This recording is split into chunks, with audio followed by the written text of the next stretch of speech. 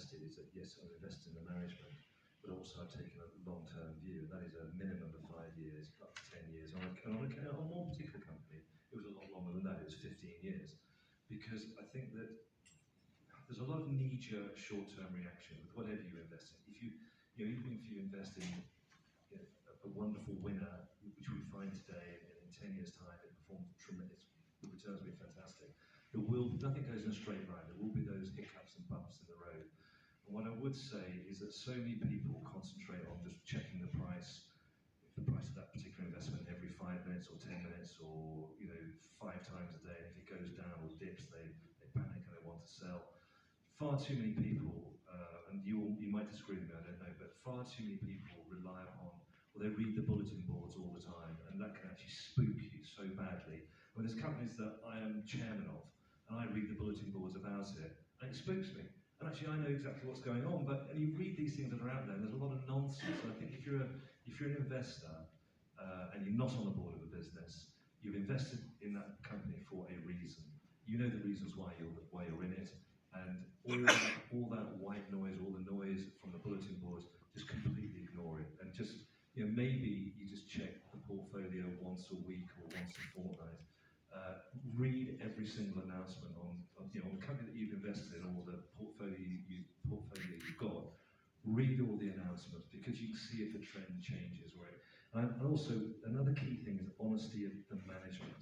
If something is going wrong, you don't have to abandon the company as long as the directors have flagged that early on.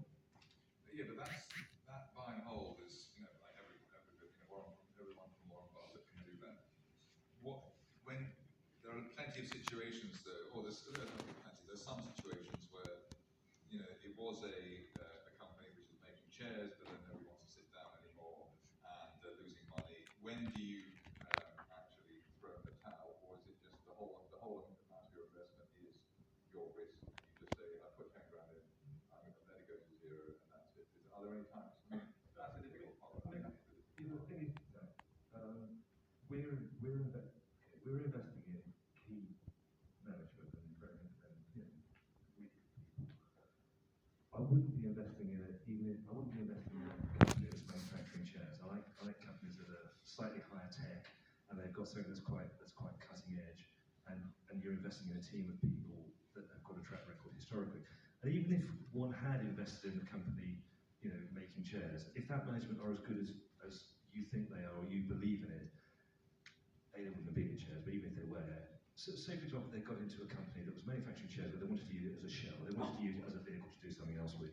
Great, what they do is, you just get rid of the chairs business. You might even give it, you close it, get rid of it.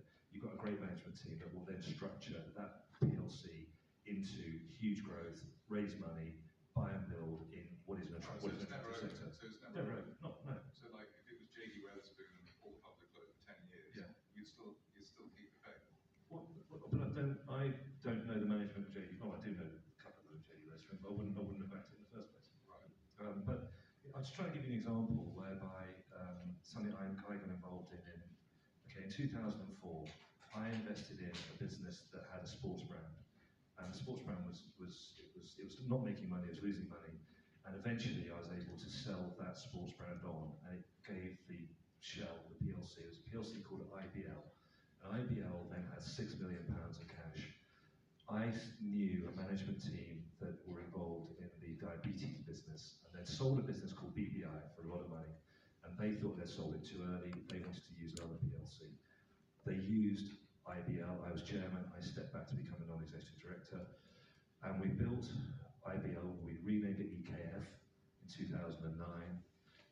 We bought a business for 25 million. We then did a buy and build, and we eventually, so today, the combined businesses, because it was Renalytix, we spun off and listed in America and the UK, and Verici and Trellis and EKF, and the combined value of those businesses is about £1.6 billion. And that was from a journey from 2009 to present day.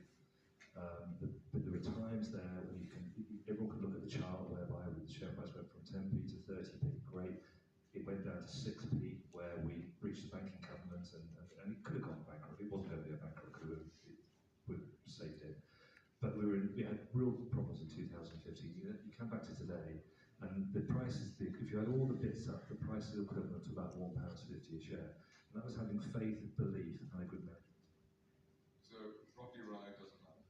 A rocky ride, as long as you have confidence in your team, you know they'll pull it through. And I knew this team would pull it through. If you get people that sort of want to walk away from a company immediately because they can't face the heat, no, we want people that have done it before and they are tough